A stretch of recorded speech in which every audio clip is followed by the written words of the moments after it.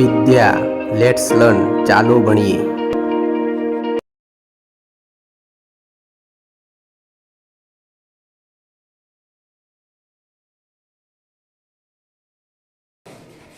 નમસ્કાર. 10 ગ્રામ એક્ટિવિટી આવો આપણે કાગળ લઈ અને એને ચોરસ કાગળ બનાવી અને આ રીતે 7 ટુકડાઓ પાડીશું. આની અંદર આ એક કાગળ લીધો છે જે A4 સાઈઝનો કાગળ આવે છે. એ કાગળને અડધો કરીને આવો કાગળ બનાવ્યો છે. હજુ આને આપણે ચોરસ બનાવી અને આવા 1 2 3 4 5 6 7 તો આવા 7 ટુકડાઓ આપણે પાડીશું. અને આ જે એક્ટિવિટી છે, આ જે પ્રવૃત્તિ છે, એ પ્રવૃત્તિને 10 ગ્રામ એક્ટિવિટી 10 ગ્રામ પ્રવૃત્તિ એવું કહેવામાં આવે છે. અને આ આકારો કાપી અને આપણે ઘણા બધા પ્રકારના આકારો બનાવી શકીએ છીએ. તો એ આપણે કેવી રીતે બનાવવાના છે એ હું તમને શીખવાડીશ.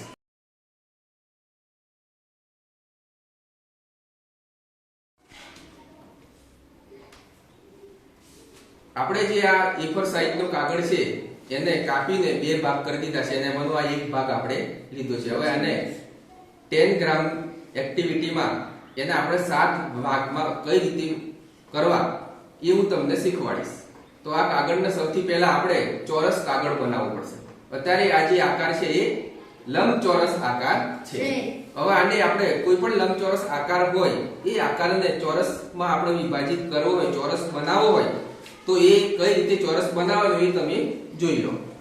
આ જે છેડો છે એ છેડાને અને આ છેડાને અડકાડી દેવાના આ રીતે અને આને ધીમે રહીને આમ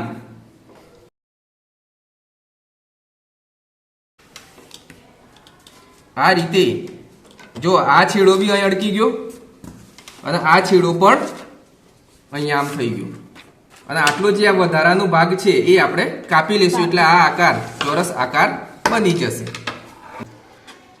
કાપી લઈશું.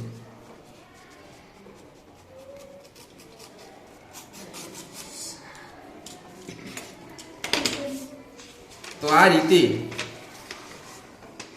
આવો ચોરસ તૈયાર થઈ જશે. આપણે આ એક્ટિવિટી કરીએ ત્યારે આ રીતે ચોરસ આપણે તૈયાર કરી દઈશું. હવે 10 ગ્રામ ની અંદર આ જે વચ્ચે એક પટ્ટી આમ વચ્ચેથી 2 ભાગ થયા, આ જે ચોરસ છે એના આ એક ભાગ અને આ બીજો ભાગ, આમ 2 ભાગ થયા છે. એમાં વચ્ચે આપણે એક પેન્સિલ અને ફૂટપટ્ટીનો ઉપયોગ કરીને લીટી કરી દઈશું એટલે તમને ખબર પડશે કે આ 2 ભાગ થઈ ગયા છે. તો જુઓ આ રીતે 2 ભાગ થઈ જશે. હવે આપણે જે 7 ભાગ પાડવાના છે, 7 ટુકડા આપણે બનાવવાના છે, એ કઈ રીતે બનાવવાના આના એ તમને હું શીખવાડીશ. તો સૌથી પહેલા આ જે ઉપરનો જે તીર વાળો ભાગ છે, હવે જો આ 2 ભાગ દેખાય છે, આ 2 ભાગમાં ખાસ ધ્યાન રાખજો. આ ઉપર વાળો જે તીર વાળો ભાગ છે એ તીર વાળા ભાગને અહીંયા બરાબર આ જે લીટી કરી છે એ લીટી ઉપર આમ લઈ જવાનું છે.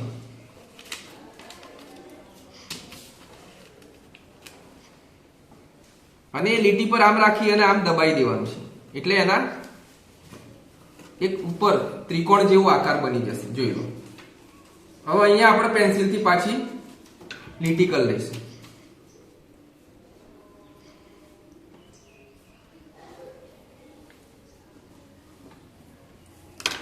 તો આ રીતે એક ભાગ થઈ જશે. હવે બરાબર આ જે અણીવાળો અહીંયા જે લીટીનો ભાગ આવ્યો છે એ ભાગને આમ સીધો એક લીટી પાડીશું. ઓકે. તો 1 2 3 4 5 હવે અહીંયા એક લીટી કરીશું એટલે 7 ભાગ થઈ જશે. તો જો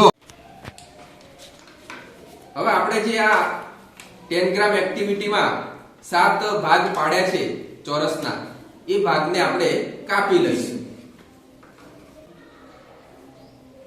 ધીરે ધીરે આગળ આવીએ. બસ એટલે દેખાય.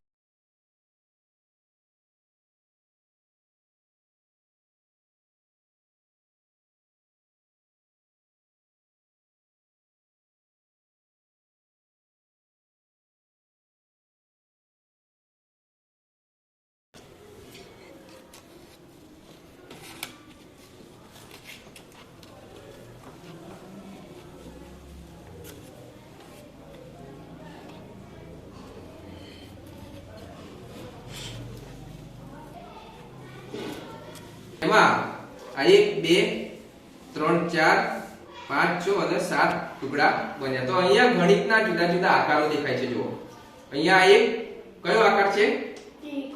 ત્રિકોણ છે. બીજો એક એવો ને એવો એટલા જ માપનો ત્રિકોણ છે. તો આ બે ત્રિકોણના આકાર બન્યા. એવા બે નાના બીજા ત્રિકોણ બન્યા છે. જુઓ એક બન્યો છે ચોરસ આકાર. તો આ એક ચોરસ આકાર બન્યો છે. બીજો એક ત્રિકોણ બન્યો છે. આ એક કાટકોણ ત્રિકોણ જેવો આકાર બન્યો છે. અહીંયા 90 નો ખૂણો બને એવો ત્રિકોણ બન્યો છે. આ જે આકાર બન્યો છે એને કહેવાય સમાંતર બાજુ ચતુષ્કોણ. આ એક બાજુ અને આ બાજુ સમાંતર છે.